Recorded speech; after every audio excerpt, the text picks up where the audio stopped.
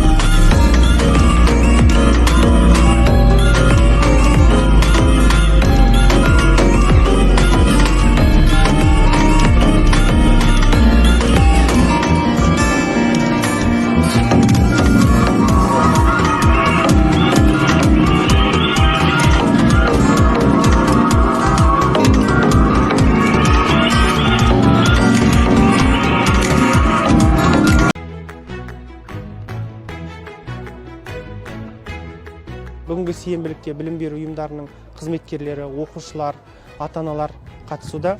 Негізгі мақсат оқушыларды еңбекқорлыққа, қоршаған ортаны қорғау, сонымен қатар ата-аналардың мектеп өміріне белсенділігін арттыру мақсатында өткізіліп отыр. Өзіміздің мекеніміз, мектептің айналасын тазалап, жаңағыдай экологиялық жұмыстармен айналысуды құп көрдік. Төменгі сынып оқушылар да бар, жоғары сынып оқушылар бәріміз жұмыла бірігіп атсалысып жатырмыз. Мектеп біздің екінші үйіміз. Мектептің ауласы таза, әдемі болуын қалаймыз. Сондықтан мен бүгін әкеммен, анаммен сенбілікке келдім.